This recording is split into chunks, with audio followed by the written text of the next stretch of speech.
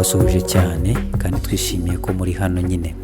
Uyu munsi tugiye kubabwira inkuru, nubwo tudasanzwe tuvuga inkuru kenshi, ariko kubera ko iyi nkuru ifite aho ihuriye n'ubuzima, reka tuyivuge. Ni inkuru yasohotse uyu munsi ku wa mbere tariki 23 z'ukwa cyenda 2020. Akaba ari inkuru yasohotse mu kinyamakuru bita Hindustan Times. Ni ikinyamakuru cyo mu gihugu cy'Ubuhinde, ari naho ibi bintu byabereye.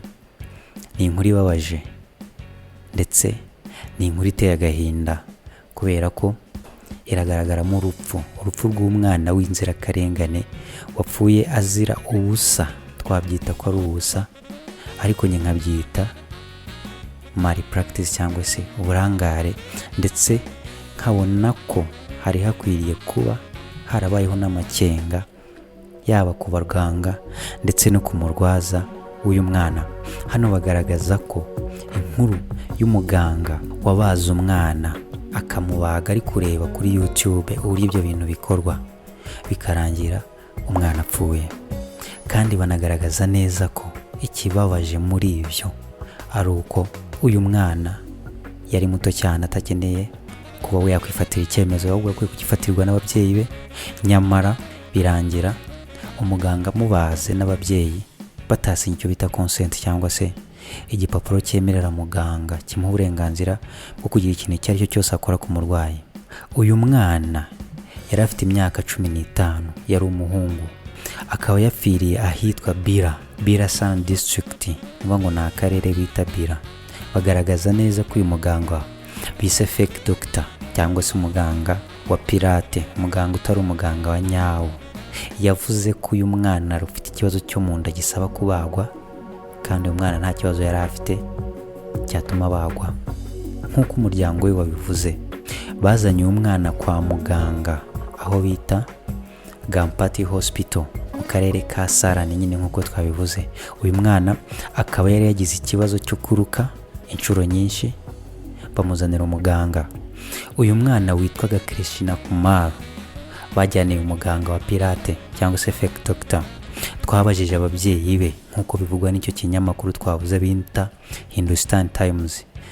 Babajijwe impamvu bamuzaniye uyu muganga wa pirate cyangwa se uyu muganga utemewe. Bamubwiye ko uyu muganga bo impamvu bamuzanye ari uko bashakaga ko umwana wabo arekeraho kuruka, ariko ku bijyanye no kubagwa batigeze babimusaba rwose, ndetse batigeze banamubwira ko cyangwa bamusaba ko umwana yabagwa, nk'uko byagaragaje n'ikinyamakuru cyaho cyangwa se televiziyo yabo bita NDTV.